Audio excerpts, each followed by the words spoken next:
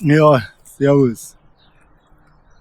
Ich war dabei bei der Jahrhundertniederlage oder wie manche auch sagen, bei der Mutter aller Niederlagen vom FC Bayern. Der FC Bayern hat 1999 das Champions League Endspiel erreicht. Das Spiel war dann in Barcelona und da haben sie gegen Manchester United gespielt und sehr, sehr unglücklich verloren. Und ich war da dabei.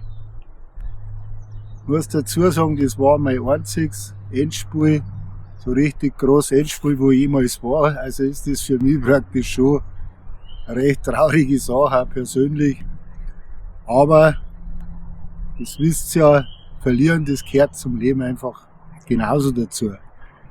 Trotzdem war es im Nachhinein ein Erlebnis, wo man sagen kann, jetzt, 27 Jahre später, kann man immer noch davon verzeihen. Losgegangen ist das Ganze mit einer riesen Strapaze. Nachdem wir endlich Karten gehabt haben, haben wir dann schauen müssen, wie wir nach Barcelona kommen und die Flüge waren ausgebucht. Es war eigentlich nichts mehr zum Kriegen, außer dann haben wir es zusammengebracht, dass wir eine Karten gekriegt haben für eine Busfahrt. Die Busfahrt war von Minga, Theresienwiesen nach Barcelona. Nonstop ist der Bus da durchgefahren mit mehreren Busfahrern, kein Hotel oder so, sondern schlafen im Bus. Die Fahrt hat fast den ganzen Tag gedauert. Also wir sind den einen Tag, das meine ich war ein Dienstag, losgefahren in Minga und der Bus ist durchgefahren. Schlafen war nur im Bus und dann sind wir angekommen in Barcelona am nächsten Tag am frühen Nachmittag. Und das Spiel war auf die Nacht um 9 oder 9:15.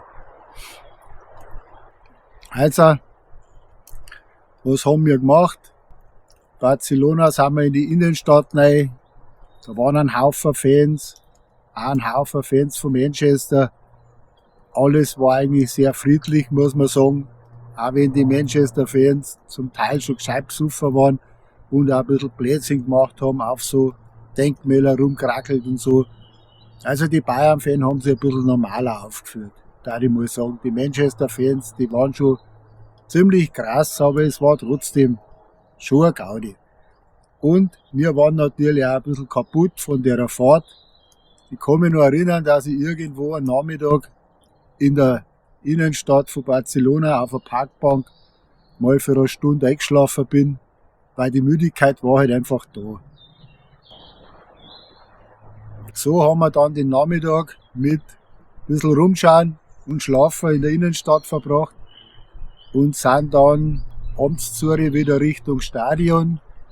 Wir haben einen Platz gehabt im zweiten Rang, ungefähr in der Mitte, auf Höhe vom Eckfandl. War kein schlechter Platz, muss ich sagen. Das Spiel hat man gut gesehen.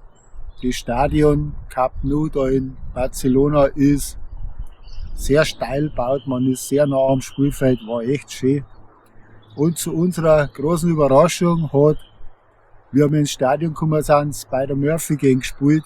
Die waren da, die haben live gespielt.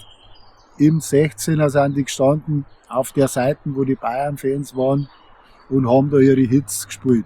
Skandal im Sperrbezirk und so weiter. Danach war dann diese Eröffnungsfeier.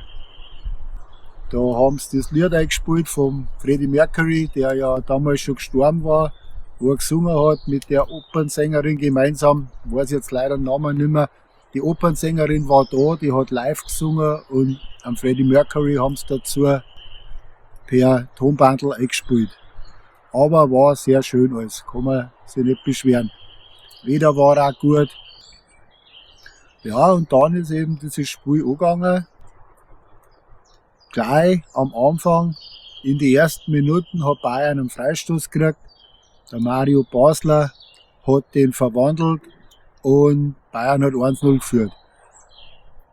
Das ganze Spiel ist so dahin plätschert, hat eigentlich hauptsächlich von der Spannung gelebt. Bayern war die bessere Mannschaft, haben im Nachhinein die meisten gesagt. Und Bayern hat auch noch 2 riesen Chancen gehabt. Einmal hat der Mehmet Scholl einen Innenpfosten hingeschossen. Der hat nicht viel gefeiert und der war drin gewesen. Und auch der Janker hat einmal einen Platten hingeschossen. Und das waren schon Riesenmöglichkeiten. Dann hätte Bayern 2-0 geführt und dann war es natürlich einfacher gewesen.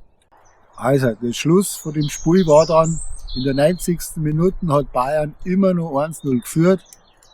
Und dann ist was passiert, wo wir im Stadion gar nicht richtig gespannt haben, was los war, weil da war auf einmal eine Aufregung und so viele Emotionen und so viel Trubel, dass man auf die Ränge nichts mehr gesehen hat und nichts mehr wirklich mitgekriegt hat, was am Spielfeld abgeht. Und irgendwann hat sich das Ganze dann beruhigt. Wir haben nicht gewusst, was los ist. Wir haben wohl schon gewusst, dass Manchester ein Tor geschossen hat, vielleicht auch 2. Das war aber wirklich nicht sicher, weil wir haben dann praktisch darauf gewartet, was jetzt passiert, ob es eine Verlängerung gibt oder nicht. Und dann haben wir gemerkt, es gibt keine Verlängerung. Die Bayern-Spieler liegen am Boden, die stehen dann nicht mehr auf. Der Sami Kufur, kann ich mich noch erinnern, den haben sie da vom Boden wegkratzen müssen, mehr oder weniger. Der war am liebsten im Boden versunken. War für die Bayern-Spiele natürlich sehr hart und sehr unangenehm, wie das gelaufen ist. Ja, so war das. Also erst so richtig, wo dann die Siegerehrung losgegangen ist und der Aufbau für das, dann war man natürlich sicher, ja, es war tatsächlich so, die haben jetzt 2 Tore geschossen. Dann hat es dann irgendwann auch mal gesehen, auf die Leinwand, das Spiel ist 2-1 verloren, es gibt keine Verlängerung.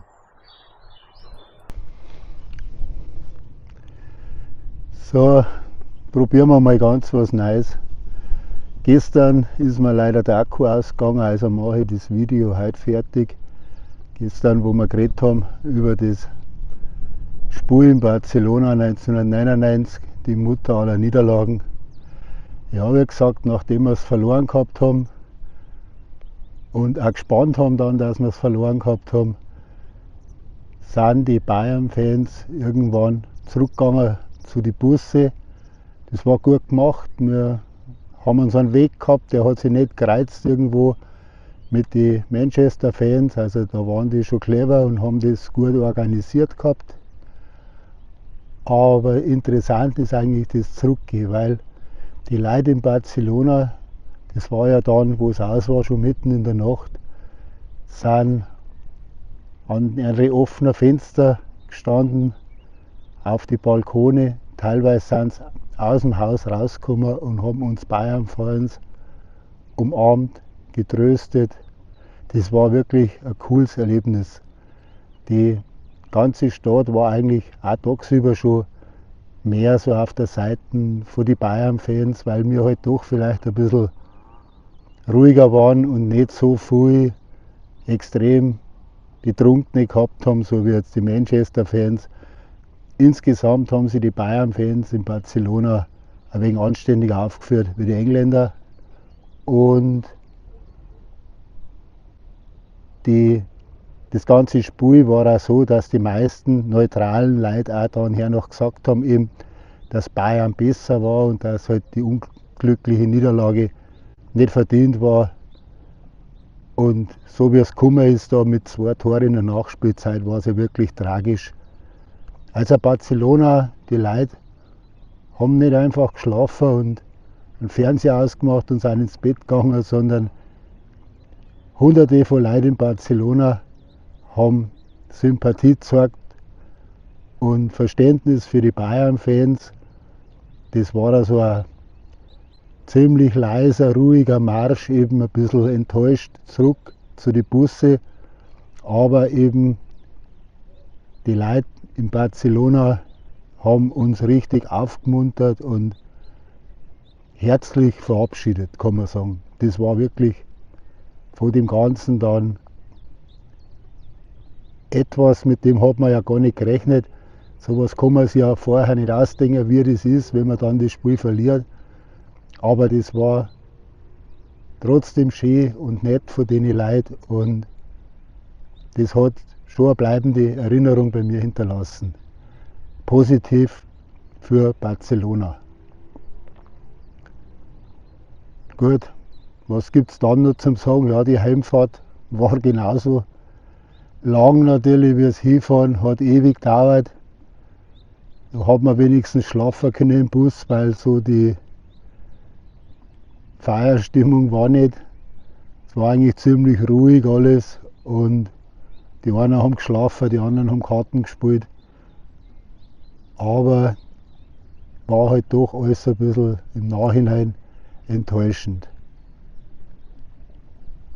Trotz allem muss ich dann sagen, die Erinnerung bleibt und auch wenn es jetzt eine Niederlage war, war es doch auch ein Erlebnis. Und es war halt so eine tragische Niederlage, dass man wirklich noch über 25 Jahre später allerweil noch davon redet.